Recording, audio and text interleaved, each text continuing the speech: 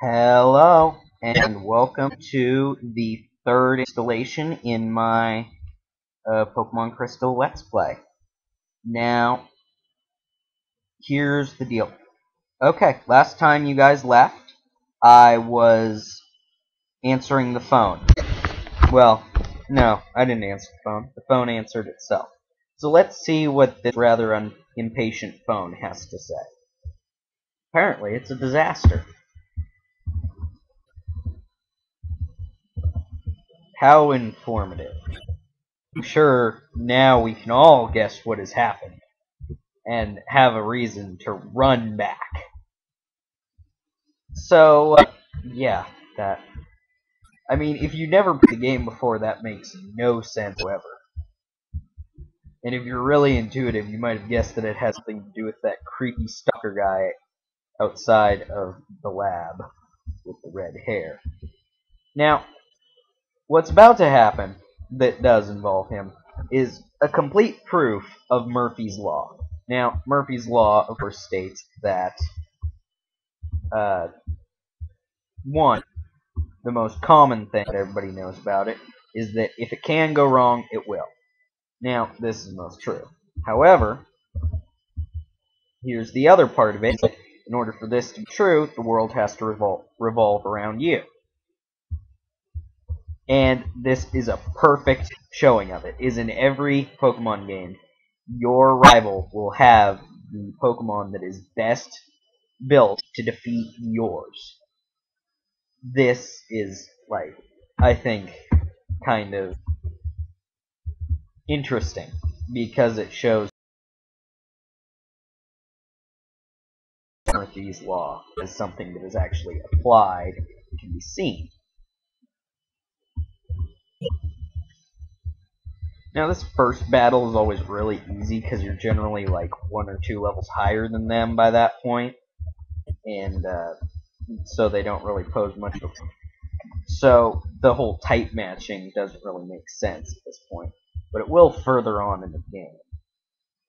Now, what you're going to see is the berry that I had might get used again here, and that's because I ended up having to start a new save file.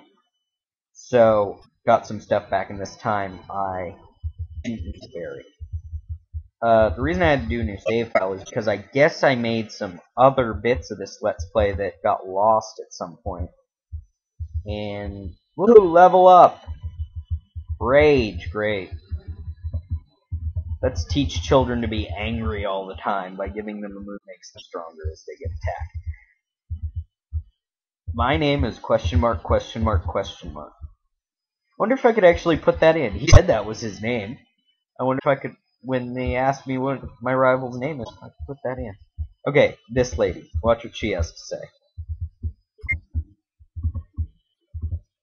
Okay, basically, I may have skipped through that a little too fast for you, because I didn't really hear what she had to say. But she's explaining to you how the ledges work, which has been a common thing in the Pokemon games ever since the first game. Which, this being only the second gen, I guess makes sense, but it's amazing how they really... I get that they have to plan for new players starting in a middle generation, but it's still weird when they explain game mechanics that most of us have known for years. Like, we have no idea. Yes, I did battle that person of that exact description. And yes, I can put in question mark, question mark, question mark as my rival's name. It will be his name. Actually, canonically, it's Silver, and the person that you're playing as is Gold. You are playing Silver because of the manga adaptation of Pokemon, which is kind of a waste. It's a mystery egg, because they didn't know that Pokemon bred before this egg. It's... How is it that they're still discovering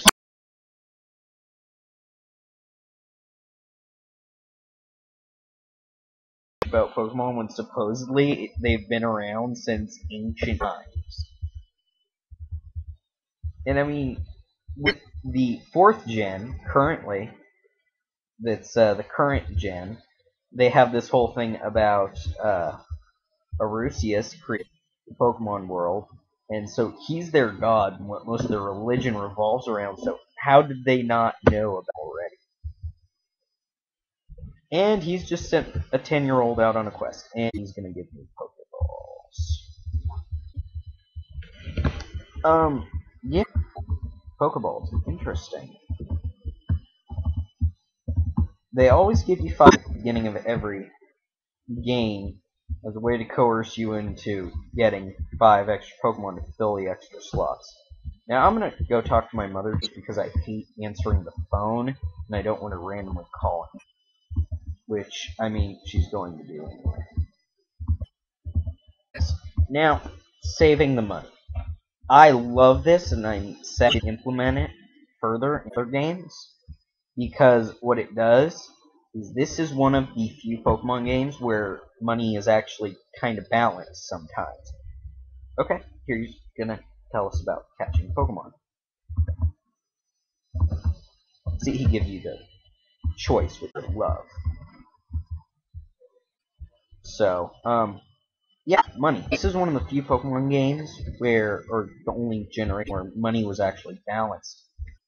Throughout most of it, you just end up with so much ridiculous amounts of money that it really doesn't matter, and you could just hop through town, just spend enough money to buy 99 Pokeballs just because you have the money, and then do it again.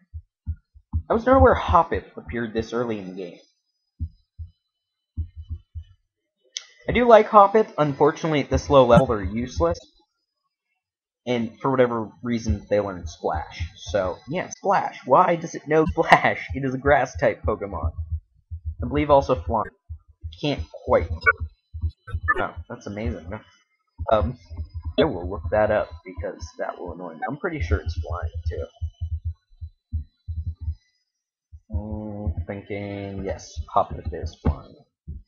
I just remembered that. Anyway, money. Since I keep getting distracted from this point, I'll just make it really quick. Money is generally, in the Pokemon games, not very balanced. This is the only generation where they did it well. You actually run out of money sometimes, especially when you're gearing for Elite Four, which I do a lot because I tactically go through the games to avoid a lot of grinding, so I can generally take out Pokemon at a much higher level by using type matching and different, skills like that.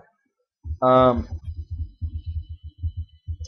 I'm going to try and play that into this and try to explain kind of good ways to plan types and just kind of little gets around. And some of the best type matching actually came out in this generation. Made one of the most powerful Pokemon ever, and that's Kingdra, which is the 3rd form of Horsea. Kingdra is Water, which takes out Dragon's one, real solid weakness, and that's Ice. The reason I don't think Dragon is a good weakness for Dragon is that it also means that your enemy is weak. So, it's kind of double-edged blade there. Ice is Dragon's one true destroyer, really, and they negated it with the Water. And then, of course, Water is weak to Grass, which is not very good against Dragon, so it balances out.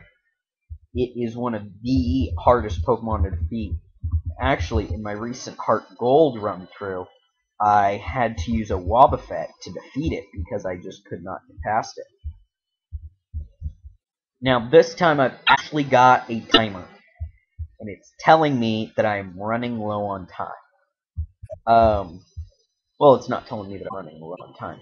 It's telling me that I'm close to 10 minutes, so I'm going to kill this here Caterpie, and then I am going to end this Let's Play. So, die, Caterpie, die. I once ran away from one of these things. My cousin ridiculed me about it like a couple days because I ran away from a level 3 Caterpie.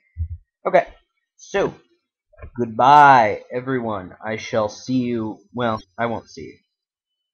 In the words of Hank Green, I shall not see you, and you shall not see me, but you will hear me next time. Goodbye.